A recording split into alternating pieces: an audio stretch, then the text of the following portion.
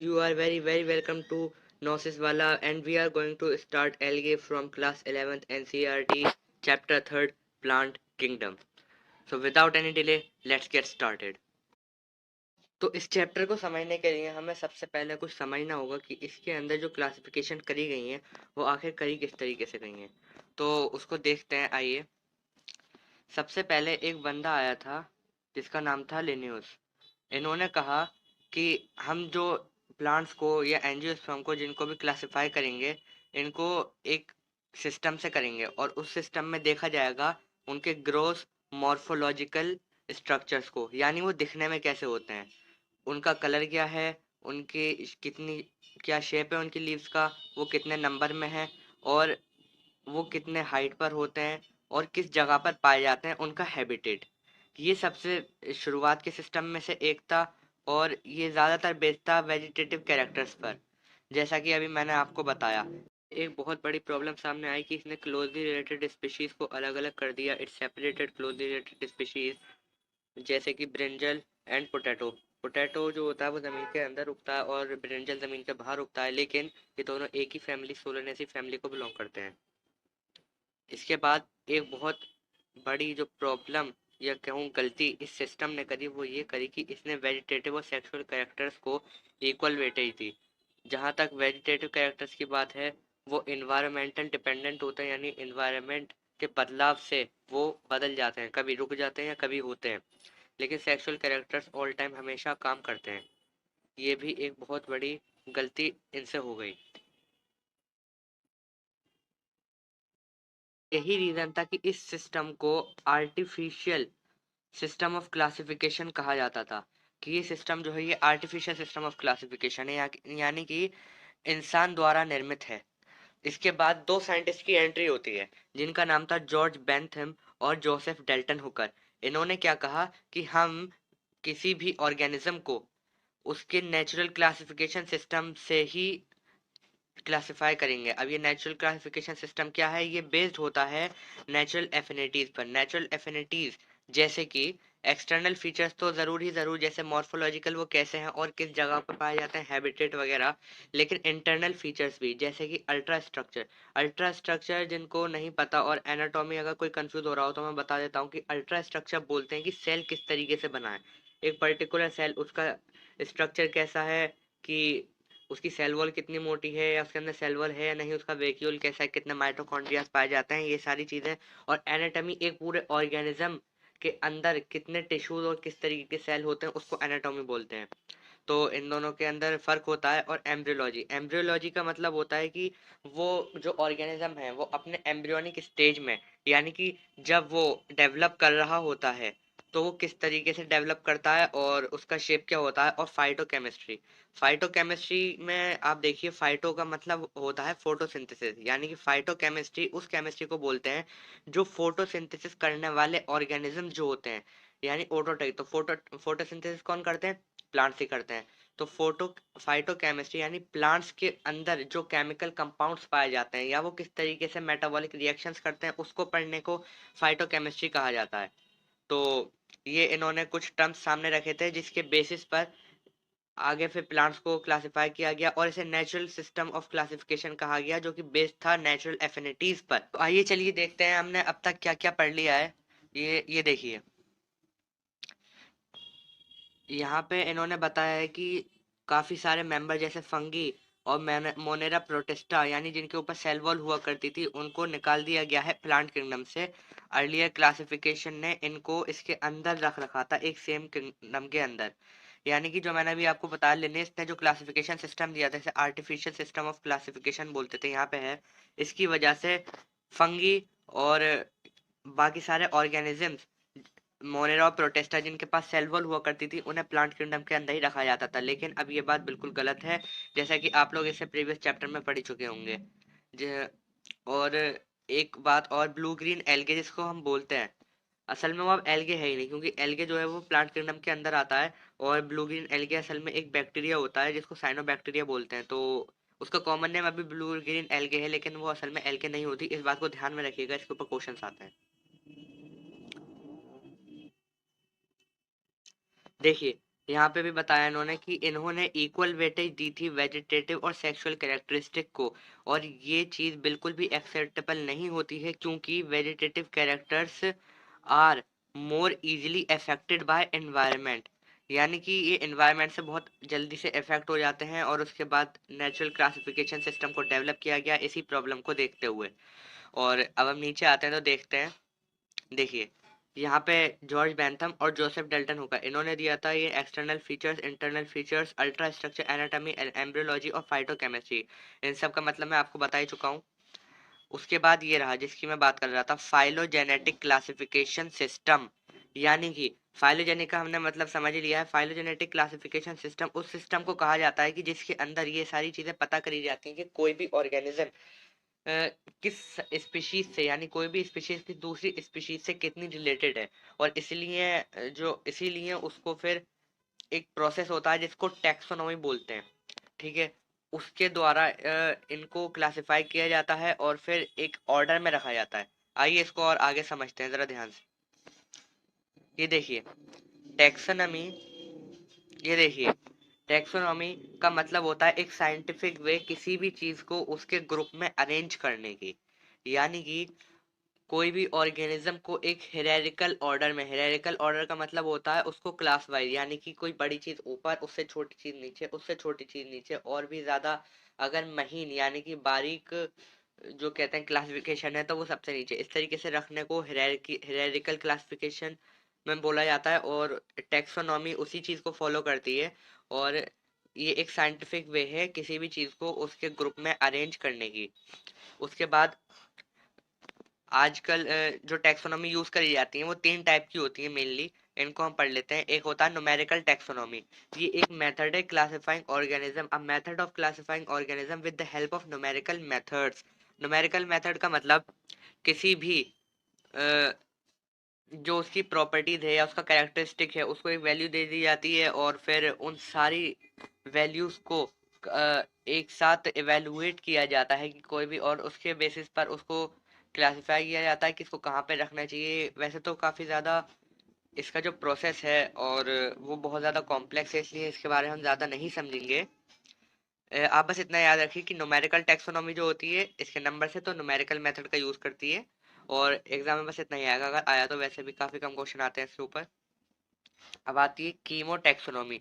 Chemo से आप यहाँ से, कीम का मतलब होता है केमिकल्स, तो यानी कि किसी भी ऑर्गेनिज्म के अंदर, यानी उसके सेल के अंदर जो भी उसका केमिकल कंपोजिशन है, बायोकेमिकल, यानी किसी भी लिविंग चीज के अंदर उसका केमिकल कंपोजिशन है वो किस तरीके का है, उसके बेसिस पर एनिमल और प्लांट को क्लासिफाई किया जाएगा तो उसको कीमो टैक्सोनॉमी बोलते हैं। और आता है एक साइटो टैक्सोनॉमी। साइट का मतलब जहां पर भी आता है वो होता है सेल, साइट का मतलब सेल। साइटोटैक्सोनॉमी यानी कि उसका सेल का स्ट्रक्चर कैसा है बाहर से। देखिए इसमें कंफ्यूज मत होइएगा कि केमिकल कंपोजिशन यानी उसके अंदर का जो केमिकल कंपोजिशन है या उसकी सेल वॉल किस तरह से बनी हुई है, किन चीज़ों से, और उसके प्लाज्मा, उसका प्लाज्मा यानी कि साइटोप्लाज्म, उसके अंदर क्या कंपोनेंट्स हैं। और यहाँ पे जो साइटोटैक्सोनॉमी है उसके अंदर उसकी सेल वॉल कैसी है, यानी कि थिक है, थिन है या एब्सेंट है, या फिर उसका सेल कितना बड़ा होता है, और ये सारी चीजें साइटोटैक्सोनॉमी के अंदर आती हैं। ओके, आगे देखते हैं। देखिए ये सब भी हमने पढ़ लिया, न्यूमेरिकल टैक्सोनॉमी, साइटोटैक्सोनॉमी, कीमोटैक्सोनॉमी, और मैंने बता दिया था कि टैक्सोनॉमिस्ट, टैक्सोनॉमिस्ट वो लोग होते हैं जो टैक्सोनॉमी करते हैं, यानी कि जिन लोगों के पास ये जॉब होती है या फिर जिन लोगों के पास ये जिम्मेदारी होती है कि वो किसी भी ऑर्गेनिज्म जो नया फाउंड हुआ है उसको उसके सही क्लास, उसकी सही स्पीशीज के स्पीशीज तो खैर अलग हो गई, उसकी सही क्लास, उसकी सही फैमिली के अंदर रखें, उनको टैक्सोनॉमिस्ट बोलते हैं। तो अब शुरू करते हैं एल्गे वाला पार्ट। तो एल्गे इसमें काफ़ी कॉम्प्लेक्स तरीके से दिया गया है यहाँ तक, तो इसको मैं काफ़ी सिंपल तरीके से बताने वाला हूँ, तो चलिए देखिए उसको समझते हैं। एल्गे, एल्गे जो होते हैं वो एक सिंपल, यानी कि उनका ऑर्गेनाइजेशन देखिए, अगर हम किसी भी चीज़ को क्लासिफाई करते हैं तो उसको हम पहले, सबसे पहले उसकी सिंपल फॉर्म को रखेंगे, फिर वो किस तरीके से इवॉल्व हुई तो वो कॉम्प्लेक्स बनती चली जाएगी। एकदम भी कोई हम ह्यूमन जो है वो भी एकदम से इंसान नहीं आ गए थे, एक सेल से शुरुआत होती है फिर उसके बाद वो धीरे धीरे डेवलप करता है, तो इसलिए एल्गी जो है वो प्लांट किंगडम में सबसे ज़्यादा शुरुआती ऑर्गेनिज्म है तो ये इनका स्ट्रक्चर कैसा होगा, जाहिर सी बात है ये बहुत ज़्यादा सिंपल होंगे, इनके अंदर ज़्यादा डिफरेंशिएशन नहीं होगी, ज़्यादा ऑर्गन नहीं पाए जाएंगे। थैलॉइड, थैलॉइड का मतलब एक ऐसा स्ट्रक्चर होता है जिसके अंदर ज़्यादा मॉर्फोलॉजिकल डिफरेंसेस ना हो। जैसे कि आप किसी भी पेड़ को देखते हैं तो उसके अंदर स्टेम अलग दिखती है, ब्रांच अलग दिखती है, लीव्स अलग दिखती हैं, रूट अलग दिखती हैं, तो वो एक थैलॉइड स्ट्रक्चर नहीं है। लेकिन एल्गे का स्ट्रक्चर जो होता है वो थैलॉइड होता है, यानी कि उसके अंदर आप कोई भी पार्ट को डिफरेंशिएट देखने से नहीं कर सकते। और ये ऑटोट्रॉफिक होती हैं। प्लांट है, जाहिर सी बात है अपना खाना खुद बनाएगा, तो ऑटोट्रॉफिक है। ऑटोट्रॉफिक है यानी उसके अंदर क्लोरोफिल होगा, क्लोरोफिल होगा तभी वो फोटोसिंथेसिस करेगा और अपना खाना बनाएगा। और ये लार्जली एक्वेटिक होते हैं, यानी ज़्यादातर ये पानी के अंदर पाए जाते हैं। पानी कैसा, फ्रेश वाटर भी हो सकता है, नदियों वाला, तालाब वाला, या मैराइन या फिर समुद्र वाला पानी, खारा भी हो सकता है, उसके अंदर भी ये काफ़ी पाए जाते हैं। और देखिए यहाँ पे लार्जली बोला गया, यानी कि इसके अदर हैबिटेट जो हैं वो होते हैं मॉइस्ट स्टोन्स, यानी कि ऐसे इलाके। अभी अभी इसके बारे में बात करते हैं, देखिए पहले इसको समझ लेते हैं ऊपर वाला सही से। एक एल्गे, ठीक है, तो वो प्लांट किंगडम के अंदर है, यानी वो अपना खाना खुद बनाएगी, उसके पास क्लोरोफिल होगा, वो अपना खाना खुद बनाएगी, शुरुआती है तो सिंपल होगी, थैलॉइड होगी। और हर ऑर्गेनिज्म की शुरुआत, हर जीव की शुरुआत कहाँ से हुई थी, पानी से हुई थी, तो ये भी पानी के अंदर ज्यादा पाई जाएगी। कैसा पानी, फ्रेश वाटर भी, मरीन भी, दोनों तरीके का पानी। बहुत सिंपल है, ठीक है। इसके अदर हैबिटेट्स, ये कहाँ पर और पाई जाती है, ऐसे इलाके यानी ऐसे देश या जैसे कि एक फॉर्क नाम का स्टेट है या फिर कंट्री है, मुझे नहीं पता, वहां पर बहुत बारिश होती है। वहां पर पूरे साल रेनी सीजन ही रहता है, बारिश होती रहती है, धूप बहुत कम निकलती। तो ऐसे इलाकों में मॉइस्ट स्टोन्स होते हैं, यानी कि ऐसे पत्थर जो गीले रहते हैं, सूखे नहीं रहते हैं, उनके अंदर काफी ज्यादा वाटर स्टोर्ड होता है, तो उनके ऊपर ये पाए जाते हैं। गीली मिट्टी के ऊपर पाए जाते हैं। और ऐसी लकड़ी अम, जो गीली रहेगी, यानी ये बिल्कुल भी ड्राई प्लेस पर नहीं पाए जाएंगे, मॉइस्ट स्टोन्स, सॉइल या वुड, ठीक है। इस बात को एकदम याद रखना। अब एक टर्म आती है सिम्बायोटिक रिलेशनशिप। सिम्बायोटिक रिलेशनशिप का मतलब होता है, देखिए सिम का मतलब होता है मिला हुआ, जुड़ा हुआ। बायोटिक यानी लाइफ, यानी जुड़ी हुई जिंदगी की रिलेशनशिप। ये एसोसिएशन होती है, यानी कि एक तरीके का ये सौदा होता है किसी भी दो स्पीशीज के अंदर, बिटवीन टू स्पीशीज, या उससे ज्यादा भी हो सकती है, जिसमें दोनों का फायदा होगा। अब देखिए, एक एक जो रिलेशनशिप होती है वो होती है पैरासाइटिक, जिसके अंदर कोई भी पैरासाइट हमारी बॉडी से अटैच हो जाता है, जैसे कि लीच, तो वो हमारा खून चूसती है, वो उसको फायदा मिलता है, लेकिन हमें नुकसान होता है। पैरासाइट में होस्ट, जिसको हम होस्ट बोलते हैं, यानी कि हम, और वो हो गया पैरासाइट, तो होस्ट को मरता नहीं है होस्ट कभी भी, लेकिन उसको नुकसान पहुंचता है। लेकिन सिम्बायोटिक रिलेशनशिप में एक अलग चीज होती है कि इसमें दोनों को फायदा पहुंचता है, और ये हमारे एनवायरनमेंट में या फिर जो पूरा भी बायोडाइवर्सिटी है उसके अंदर बहुत ही कम देखने को मिलता है सिम्बायोटिक रिलेशनशिप। इसके एग्जाम्पल होते हैं लाइकन एंड स्लोथवियर। तो सबसे पहले हम लाइकन का स्ट्रक्चर समझते हैं, वो होता कैसा है। लाइकन को आप इस तरीके से समझिए, ठीक है। हाँ, ये वाला जो पोर्शन है ये एल्गे है, और इसके आसपास वाला ये है फंगल पोर्शन, ठीक है। एल्गे जो होती है वो फोटोसिंथेसिस करती है, फूड बनाती है और फंगस को प्रोवाइड करती है। और वहीं जो फंगस होती है वो जमीन से मिनरल्स और वाटर को एब्जॉर्ब करती है, एल्गे को देती है, और साथ ही साथ शेल्टर भी प्रोवाइड करती है, जहाँ पे इन दोनों का ही फायदा है। फंगस को फूड मिलता है और एल्गे को शेल्टर मिलता है। तो ये भी एक सिम्बायोटिक रिलेशनशिप हो गई। और अब बात करते हैं स्लॉथ बियर की।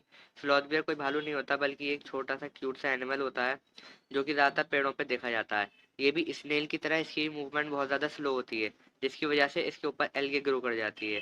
एल्गे को रहने के लिए जगह, एक शेल्टर मिल जाता है, एल्गे का फायदा।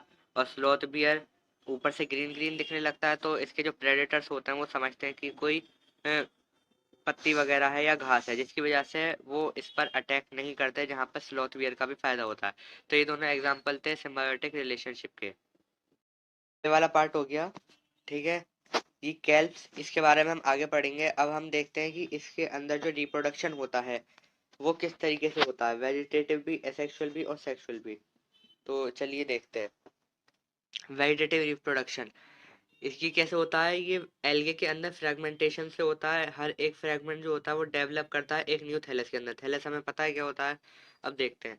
जैसे कि ये मान लीजिए उलोथ्रिक्स है, ठीक है, यहाँ पे सेल है, ये कोटिंग है, किसी वजह से एक तेज वेव आई पानी की, या कोई डक इसके ऊपर आ गई, या कोई ऑर्गेनिज्म हो गया, या फिर किसी भी वजह से विंड की वजह से ये यहाँ से टूट गई।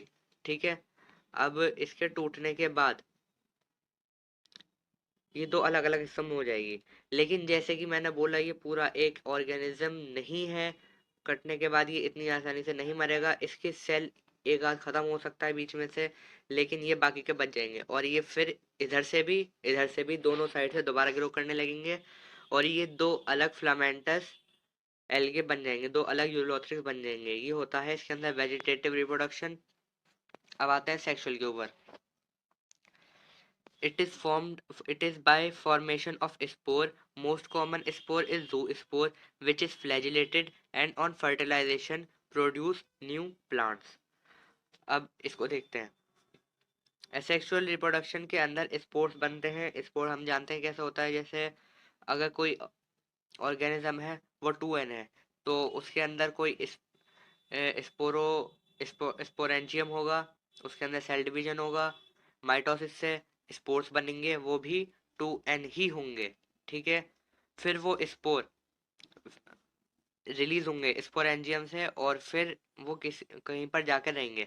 अब इसके अंदर वो एयर करंट के थ्रू जो होते हैं नहीं निकलते हैं स्पोर्स, बहुत कम एल्गेज में होता है ऐसा।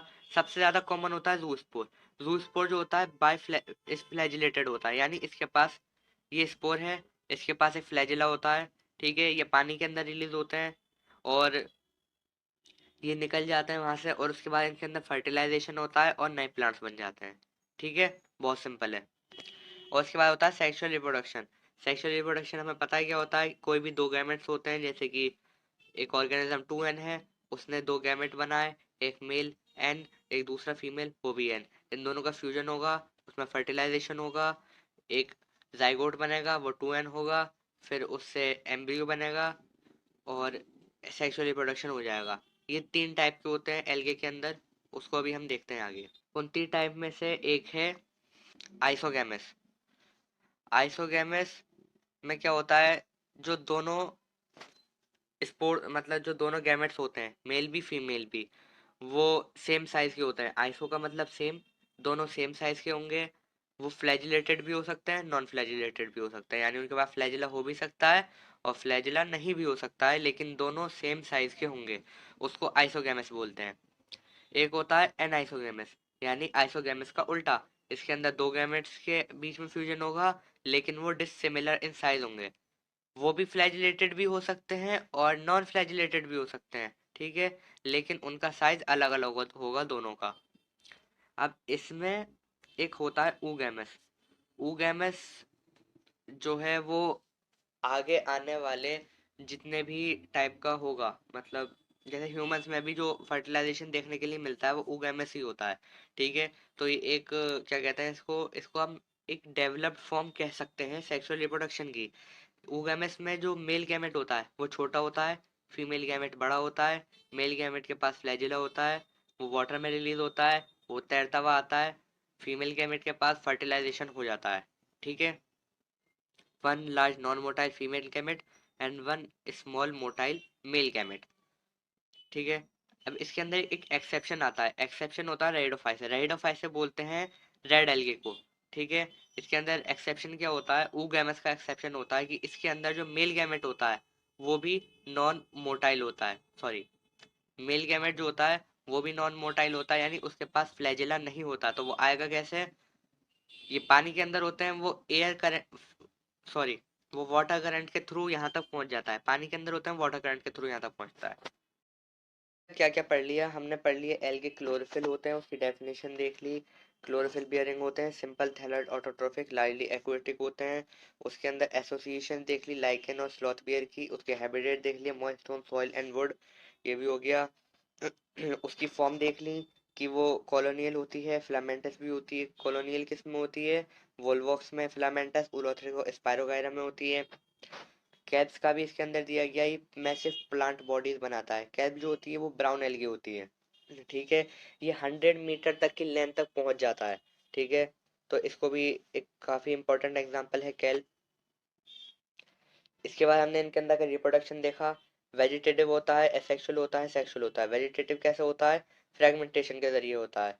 एसेक्सुअल कैसे होता है? जूस्पोर के जरिए होता है। जूस्पोर कैसे होते हैं? फ्लैजिलेटेड होते हैं।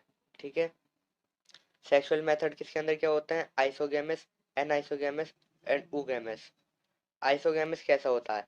आइसोगेमस देखिए, इसके एग्जांपल बहुत ज़्यादा जरूरी है, आपको जरूर ध्यान में रखना है, एग्जांपल कभी मत भूलिएगा। एग्जांपल उलोथ्रिक्स में जो देखा जाता है आइसोगैमस देखा जाता है, और स्पायरोगायरा के अंदर भी आइसोगैमस देखा जाता है, लेकिन उलोथ्रिक्स के जो गैमेट होते हैं वो फ्लैजिलेटेड होते हैं और स्पायरोगायरा के नॉन फ्लैजिलेटेड होते हैं। इस बात को ध्यान में रखिएगा। एनाइसोगैमस होता है, डिसिमिलर इन साइज होते हैं। स्पीशीज यूडोरिना, इसको भी ध्यान में रखिएगा। क्या क्या? उलोथ्रिक्स, स्पायरोगायरा, यूडोरिना एग्जाम्पल हो गया। वुलवॉक्स एंड फोकोस, इसके अंदर ओगैमस देखा जाता है। स्मॉलर मेल गैमेट जो कि मोटाइल होता है, और large non motile female gamete होता है, उसको स्टैटिक भी बोलते हैं नॉन मोटाइल को। और ये वुलवॉक्स एंड फोकोस इसके एग्जाम्पल हो गए। तो चलिए डिस्कस करते हैं कि एल्गे से हमें ह्यूमंस को क्या क्या एडवांटेजेस हो सकते हैं। सबसे पहला एडवांटेज ये होता है कि एल्गे जो होती है वो प्राइमरी प्रोड्यूसर होती है, यानी कि वो फोटोसिंथेसिस जब करती है तो वो लाइट से फूड बनाती है। फिर वो फूड दूसरे ऑर्गेनिज्म में जाता है, फिर दूसरे ऑर्गेनिज्म में जाता है जो उसके प्रेडेटर होते हैं, और इस तरीके से ये फूड साइकिल का बेस फॉर्म करती है। They are primary producer and form the basis of food cycle. And the second is used in production of hydrocolloids like algin and carrageenan. Hydrocolloid वो सब्सटेंसेस होते हैं जो वाटर को hold कर सकते हैं। हाइड्रो मतलब वाटर, और उसे होल्ड करने वाले सब्सटेंसेस को बोलते हैं हाइड्रोकोलोइड्स। और इसके एग्जांपल एल्जिन और काराजिन होते हैं। जब भी फ्रूट्स को एक्सपोर्ट किया जाता है एक कंट्री से दूसरे कंट्री में, या स्टेट टू अनदर स्टेट, तो उसके ऊपर हाइड्रोकोलोइड्स की कोटिंग लगा दी जाती है पतली सी, जिसकी वजह से वो जल्दी डिहाइड्रेट नहीं करते हैं और फ्रेश नज़र आते हैं। Third is agar, is used as a commercial ingredient in ice cream and jellies. Agar जो होता है वो एक एक्सट्रैक्टेड सब्सटेंस होता है जिसे रेड एल्गीज में से एक्सट्रैक्ट किया जाता है, जैसे कि जेलिडियम एंड ग्लेसिलेरिया। अगर उनमें से एक्सट्रैक्ट किया जाता है, और इसकी प्रॉपर्टी ये होती है कि जब आप इसे किसी भी वाटर या किसी भी लिक्विड सॉल्वेंट में डालते हैं इसको, तो ये उसे थिक बना देता है, उसे डेंस बनाता है, जिसकी वजह से आइसक्रीम जो होती है वो इतनी थिक होती हैं, और जेलीज एक सेमी सॉलिड की तरह बिहेव करती हैं, या सेमी लिक्विड की तरह बिहेव करती हैं। Okay. Fourth, chlorella is eaten by space travelers as it is rich in proteins. chlorella ये ग्रीन एल्गे है जिसको स्पेस ट्रेवलर जैसे कि एस्ट्रोनॉट जब वो इंटरनेशनल स्पेस स्टेशन में जाते हैं तो अपने साथ लेकर जाते हैं, क्योंकि ये प्रोटीन्स में बहुत रिच होती है, वहाँ पे फूड की काफ़ी कमी होती है, इसलिए प्रोटीन और न्यूट्रिएंट्स रिच फूड की ज़रूरत होती है, तो क्लोरेला को एज अ फूड भी यूज़ किया जाता है। एल्गे के 3 डिवीजन किए गए हैं, जिसमें पहला है क्लोरोफाइल है, जिसको हम कॉमनली ग्रीन एल्गे भी बोलते हैं। ये यूनिसेल्युलर भी हो सकती हैं, कॉलोनियल भी हो सकती हैं, फिलामेंटस भी हो सकती हैं, जो कि तीनों फॉर्म हमने पहले डिस्कस कर रखी हैं। इसका कलर ग्रीन होता है क्लोरोफिल ए और बी की वजह से। क्लोरोफिल ग्रीन कलर का सब्सटेंस होता है जो कि पाया जाता है क्लोरोप्लास्ट के अंदर। और ये क्लोरोप्लास्ट का शेप कैसा होता है? क्लोरोप्लास्ट डिस्कॉइड भी हो सकता है, रेटिकुलेट भी हो सकता है, रिबन शेप भी हो सकता है, और भी कई सारे इसके शेप पॉसिबल हैं। ठीक है। डिस्कॉइड ऐसा ही होता है जैसे कि आपने आरबीसी का शेप देखा है, एक सॉसर टाइप होता है और बीच में से दबा हुआ होता है, बाइकॉनकेव, उसको डिस्कॉइड शेप बोलते हैं। ज़्यादातर जो ग्रीन एल्गी होती हैं उनके पास एक से ज़्यादा स्टोरेज बॉडीज होती हैं, जिनको पायरेनोइड्स बोलते हैं। पायरेनोइड का स्ट्रक्चर समझते हैं। पायरेनोइड एक सर क्या कहते हैं स्फीयर टाइप का एक स्टोरेज बॉडी होती है, जो कि जिसके अंदर स्टार्च और प्रोटीन होता है। ठीक है। अब इसके ऊपर प्रोटीन स्टार्च जो होता है बाहर नहीं इसके अंदर नहीं होता प्रोटीन। ज़्यादातर लोगों को लगता है कि इसके ऊपर प्रोटीन की कवरिंग है, स्टार्च की नहीं है, क्योंकि बुक में लिखा हुआ होता है प्रोटीन बिसाइड्स स्टार्च। लेकिन असल में क्या होता है, प्रोटीन इसके अंदर होता है और ऊपर से स्टार्च की कवरिंग होती है, जिसको हम ऐसे भी समझ सकते हैं कि पी से प्रोटीन और उसके बाद एंड में स्टार्च आया, तो इस तरीके से प्रोटीन अंदर स्टार्च बाहर। ये पायरेनोइड का स्ट्रक्चर होता है। पायरेनोइड ये देखो, कंटेन प्रोटीन बिसाइड स्टार्च। अब ये ऑयल ड्रॉपलेट्स टू, इसका क्या मतलब है? इसका मतलब ये होता है कि जो ग्रीन एल्गी होती हैं उनके अंदर ऑयल ड्रॉपलेट्स भी पाई जाती हैं। ऑयल हमें पता है, ऑयल एक कार्बोहाइड्रेट का बना हुआ होता है। ठीक है, और स्टार्च भी एक कार्बोहाइड्रेट है। तो ऑयल भी एक फूड स्टोरेज बॉडी होती है प्लांट्स के अंदर। इनकी जो सेल वॉल होती है वो काफ़ी रिजिड होती है, यानी कि टफ होती है, और ये सेल्यूलोज की बनी हुई होती है अंदर से, और इसके ऊपर पैक्टोस की कवरिंग होती है। ठीक है, पैक्टोस की ऊपर से कवरिंग होती है, अंदर से इसकी सेल वॉल होती है। सेल वॉल के ऊपर एक कवरिंग होती है, हर एल्गे के अंदर एक सेल वॉल होती है और उसके ऊपर किसी ना किसी चीज़ की कवरिंग होती है। तो ग्रीन एल्गे के अंदर वो कवरिंग पैक्टोस की होती है। इसके कुछ इंपॉर्टेंट एग्जांपल्स हैं जो कि एनसीईआरटी में दे रखे हैं, और ये बहुत ज़्यादा इंपॉर्टेंट होते हैं, इसलिए मैंने इनको अलग से हाईलाइट कर रखा है, जो है क्लेमाइडोमोनास, वॉल्वॉक्स, उलूथ्रिक्स, स्पाइरोगाइरा एंड कारा। तो चलो ग्रीन एल्गे का जो रिप्रोडक्शन है वो समझते हैं किस तरीके से होता है। जैसा कि मैंने बताया, वेजिटेटिव रिप्रोडक्शन हर एल्गे में फ्रेगमेंटेशन से ही होता है। ठीक है, जिस भी एल्गे में वेजिटेटिव रिप्रोडक्शन होगा वो सिर्फ फ्रेगमेंटेशन से होगा। ठीक है, और जो एसेक्सुअल रिप्रोडक्शन होगा वो स्पोर्स से होगा। फ्लैजिलेटेड स्पोर्स प्रोड्यूस्ड इन जू स्पोरेंजिया। स्पोर फॉर्मेशन को वेजिटेटिव रिप्रोडक्शन भी कहते हैं, लेकिन असल में एसेक्सुअल रिप्रोडक्शन भी होता है। तो जूस्पोरेंजिया में स्पोर्स बनते हैं, और उसके बाद सेक्सुअल रिप्रोडक्शन इनका कंसिडरेबली वेरिएशन होता है, यानी कि इसके अंदर सारे टाइप पाए जाते हैं। आइसोगैमस भी होता है, एनाइसोगैमस भी होता है, और oogamous भी होता है। ठीक है, commonly found species of algae are, ये हमने पढ़ चुका है एग्जांपल्स में पहले ही। ठीक है, तो ग्रीन एल्गे यहाँ पर कंप्लीट होता है। आगे बढ़ते हैं, बात करते हैं फायोफाइसे की। फायोफाइसे को कॉमनली ब्राउन एल्गे भी कहा जाता है। ये ज़्यादातर मराइन हैबिटेट्स में पाए जाते हैं, फ्रेश वाटर के अंदर बहुत कम पाए जाते हैं या उससे बाहर। और इनके अंदर बहुत ज़्यादा वेरिएशन किसका देखने के लिए मिलता है, साइज एंड फॉर्म का। ठीक है, एक सिंपल ब्रांच्ड फिलामेंटस फॉर्म होती है इनकी, जो कि एक्टोकार्पस होती है। ठीक है, ये ज़्यादा बड़ी नहीं होती है, काफ़ी छोटी होती है। लेकिन एक ही दूसरी ब्राउन एल्गी भी होती है, इसका नाम कैल्प होता है, जिसको हमने पहले भी पढ़ा था। ये 100 मीटर तक जा सकती है। ठीक है, 100 मीटर तक जा सकती है, और इसके अंदर बहुत ज़्यादा ब्रांचिंग होती है। इसके अंदर पिगमेंट्स पाए जाते हैं, chlorophyll A, C, carotenoids, xanthophyll. Carotenoids और जेंथोफिल। ठीक है, जेंथोफिल का ही एक टाइप का पिगमेंट होता है जिसको फ्यूकोजेंथिन कहते हैं। ठीक है, फ्यूकोजेंथिन एक टाइप का जेंथोफिल ही होता है। तो फ्यूकोजेंथिन के बेसिस पर इसका कलर जो होता है वो बदलता है। ठीक है, लाइट जो कहते हैं ऑलिव ग्रीन से वो डार्क ब्राउन की तरफ बढ़ता है, फ्यूकोजेंथिन के अमाउंट के ऊपर ही। इसके अंदर फूड जो स्टोर होता है वो कॉम्प्लेक्स कार्बोहाइड्रेट होता है, इसको लामिनार यानी मैनिटोल भी बोलते हैं। आगे भी हम इसका एक छोटा सा ओवरव्यू देखेंगे। वेजिटेटिव सेल होते हैं इसके, जिसके पास सेल्यूलोसिक वॉल होती है, यानी कि इसके जो सेल्स होते हैं उनको सेल्यूलोसिक कवरिंग होती है, जिलेटेनियस, जिसको एल्जिन बोलते हैं। एल्जिन के बारे में हमने पहले पढ़ चुका है। एडवांटेजेस में एल्जिन इस सुपर कवरिंग होती है, जैसे कि मैंने कहा था कि अभी पहले ग्रीन एल्गे में आउटर जो इनर होगी वो सेल वॉल होगी, उसके ऊपर एक कवरिंग होती पैक्टोस की। ऐसे ही ग्रीन एल्गे में सेलुलोज की एक सेल वॉल होती है, और इसके ऊपर उसी सेल वॉल के ऊपर एक कवरिंग होती है एल्जिन की। एल्जिन क्या है, एल्जिन एक हाइड्रोकोलॉइड है। ठीक है, इसके प्रोटोप्लास्ट में प्लास्टिड होते हैं, और एक सेंट्रली लोकेटेड वैक्यूल होता है, न्यूक्लियस होता है, जो कि जाहिर सी बात है हर सेल के अंदर होता है। अब इसकी प्लांट बॉडी को समझते हैं। जो ग्रीन एल्गे थी वो बिल्कुल ही क्या कहते हैं एकदम थैलस लाइक थी, मतलब उसके अंदर ज़्यादा डिफ्रेंशिएशन नहीं थी। लेकिन हम ब्राउन एल्गे की तरफ पढ़े तो हमें कुछ पार्ट्स देखने के लिए मिले। ये ना रूट होते हैं, ना स्टेम होते हैं, और ना ही लीव्स होते हैं। ठीक है, लेकिन ये लीफ लाइक, स्टेम लाइक और रूट लाइक स्ट्रक्चर होते हैं, जिसको होल्ड फास्ट बोलते हैं। होल्ड फास्ट जो होता है ये एक सबस्ट्रेटम होता है। सबस्ट्रेटम उसको बोलते हैं जो पार्ट किसी भी चीज़ का किसी चीज़ से अटैच हो जाता है सॉलिड सरफेस से, और उसको सपोर्ट प्रोवाइड करता है, उसको सबस्ट्रेटम बोलते हैं। ये होल्ड फास्ट इसका नाम है। ये रूट लाइक स्ट्रक्चर होता है, लेकिन रूट नहीं होता है, इस बात का ध्यान रखना। एक स्टॉक होता है, स्टॉक यानी कि स्टेम लाइक होता है वो। ठीक है, और उसमें से लीफ लाइक स्ट्रक्चर निकलते हैं, उसको स्टाइप कहते हैं। ठीक है, उसका नाम है स्टाइप, स्टॉक भी उसको बोल सकते हैं। और एक लीफ लाइक फोटोसिंथेटिक ऑर्गन होता है। ठीक है, फोटोसिंथेटिक ऑर्गन लीफ लाइक होता है, लीफ की तरह दिखता है लेकिन लीफ नहीं होता, उसको फ्रॉन्ड बोलते हैं। इस बात का ध्यान रखना कि ये दिखते हैं रूट की तरह, स्टेम की तरह और लीफ की तरह, लेकिन ये होते नहीं है। इनका नाम hold fast, stipe and frond होता है।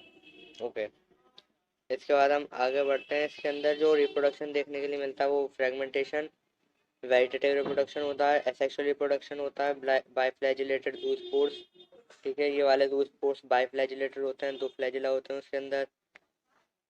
पेयर शेप्ड होते हैं, पेयर हम लोगों ने देखा है कैसा होता है, ऐसा होता है यूं करके, और यहाँ से दो फ्लैजिला होते हैं उसके अंदर निकले हुए, पेयर शेप्ड होता है।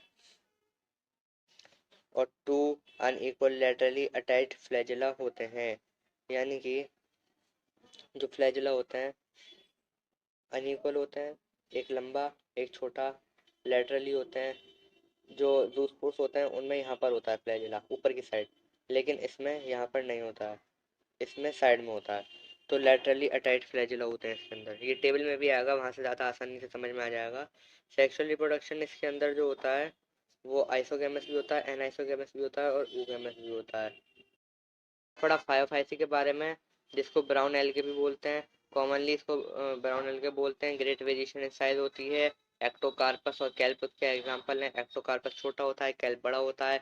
क्लोरोफिल ए एन सी होता है, ग्रीन एल्गे के अंदर ए एन सी होता है।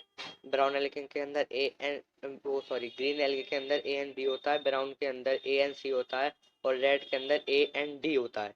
क्लोरोफिल ए बहुत इंपॉर्टेंट होता है, ये मोस्टली हर प्लांट के अंदर पाया जाता है। ठीक है, इसके अंदर कैरोटेनॉइड्स होते हैं, ज़ैंथोफिल होते हैं, ये दोनों पिगमेंट होते हैं जो कि फोटोसिंथेसिस में मदद करते हैं। और वेरियस शेड इसके अंदर जो होते हैं depending upon the amount of fucoxanthin present in it. Fucoxanthin, what is fucoxanthin? It is a type of a xanthophyll. Okay. Food जो इसके अंदर स्टोर होता है वो कॉम्प्लेक्स कार्बोहाइड्रेट की फॉर्म में होता है, जिसको लामिनारियन एंड मैनिटोल बोलते हैं। कवर्ड बाय, और ये जो कवर्ड होता है इसका cell a gelatinous coating of algin। ठीक है, plant body is usually attached to a substratum by holdfast as a stalk, the stipe and leaf like photosynthesis organ the front। ये हमने पढ़ चुका है। इसके एग्जाम्पल बहुत इंपॉर्टेंट हैं, मैंने हाईलाइट कर दिए हैं फिर से। एक्टोकार्पस जो ऊपर आया था, कैल्प भी आप इसमें ले सकते हैं, इसमें नहीं दिया है एनसीईआरटी में, ऊपर कैल्प भी था। डिक्टियोटा लामिनारिया इसके फूड से, जो लेमिनेरिन होता है फूड लामिनारिया, सैरगैसम एंड फ्यूकस। ठीक है, ये इसके इंपॉर्टेंट एग्जांपल्स हैं।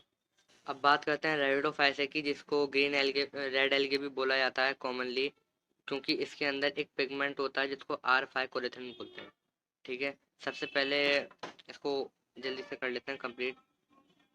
इसका रिप्रोडक्शन देखते हैं किस तरीके से होता है इसके अंदर।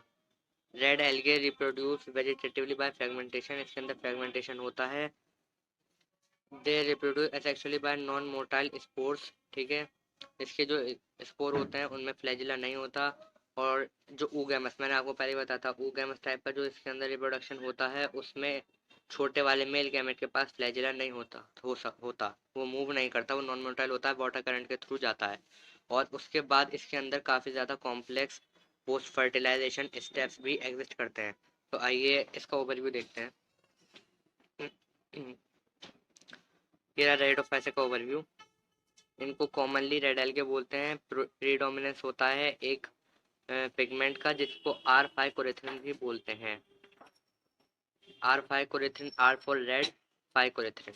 ठीक है, इसको याद रखिएगा, इंपॉर्टेंट चीज़ है। Majority found in warmer area, ये देखिए ज़्यादातर जो रेड एल्गे होते हैं वो गर्म इलाकों में पाए जाते हैं, यानी कि जो वार्म वाटर होता है। और ये पानी की ऊपर वाले लेवल में भी रहते हैं जहाँ पे अच्छी खासी लाइट आती है, और काफ़ी डीप में भी रहते हैं जहाँ पर काफ़ी कम लाइट पेनिट्रेट कर पाती है। यानी कि ये ओवरऑल आपको पूरे ओशियंस में दिखने को मिलेंगे। The food is stored as a floridean starch. इसके अंदर जो फूड जो होता है वो फ्लोरिडियन स्टार्च के फॉर्म में स्टोर होता है। ठीक है, फ्लोरिडियन स्टार्च एक कॉम्प्लेक्स फॉर्म ऑफ स्टार्च होती है। ठीक है, most of the red algae are multi cellular. ज़्यादातर एल्गे मल्टी सेल्यूलर होती हैं, कुछ कॉलोन कुछ यूनिसेल्यूलर भी होते हैं, जैसे कि हमने कॉलोनियल और फिलामेंटस पढ़ा था, वो यूनिसेल्यूलर एल्गे ही हुआ करती थी। लेकिन अ, उनको खाली यूनिसेल्यूलर बोलना सही नहीं था, क्योंकि वो एक दूसरे से अटैच भी हुआ करती थी, लेकिन ये मल्टी सेल्यूलर भी होती हैं, यानी ये पूरे एक ऑर्गेनिज्म की तरह बिहेव करती हैं। जैसे कॉलोनियल फॉर्म का एक एडवांस वर्जन आप इसको कह सकते हैं सिर्फ। और ये चीज़ गलत है यहाँ पे, खाली ऊगे में नहीं होती हैं ये।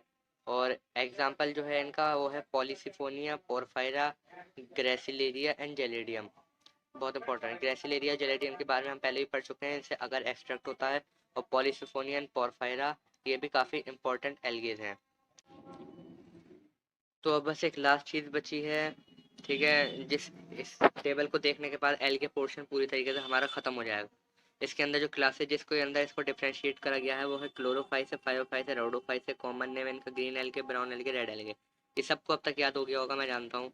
ठीक है, major pigment chlorophyll A and B, chlorophyll A and C मैंने पहले ही बताता हूँ, chlorophyll A and D red algae के अंदर। और इसके साथ ब्राउन एल्गे और रेड एल्गे में अलग से पिगमेंट प्रोड्यूस प्रेजेंट होते हैं, जिसकी वजह से उनका जो कलर है वो बदलता है। फ्यूकोजेंथिन की वजह से उनके अंदर ब्राउन कलर आता है, और फाइकोरेथिन जिसका पूरा नाम आर फाइकोरेथिन यानी रेड फाइकोरेथिन है, उसकी वजह से रेड एल्गे रेड होती हैं। इनके अंदर जो फूड स्टोर होता है वो डिफरेंट तरीके से, मतलब डिफरेंट फॉर्म में स्टोर होता है।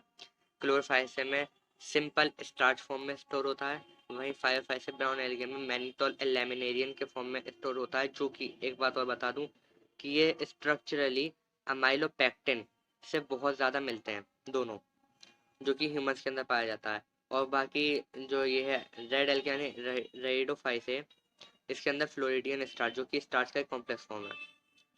उसके बाद बात करते हैं इनके सेल वॉल की।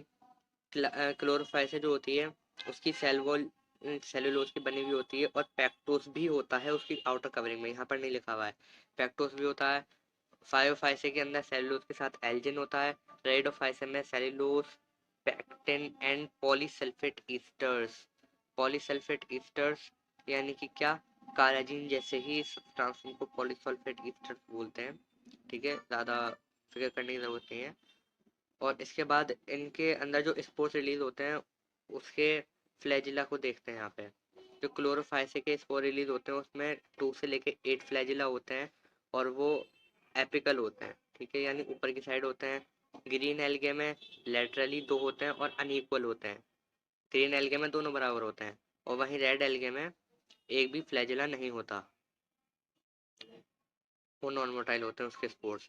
इनका हैबिटेट देख लेते हैं।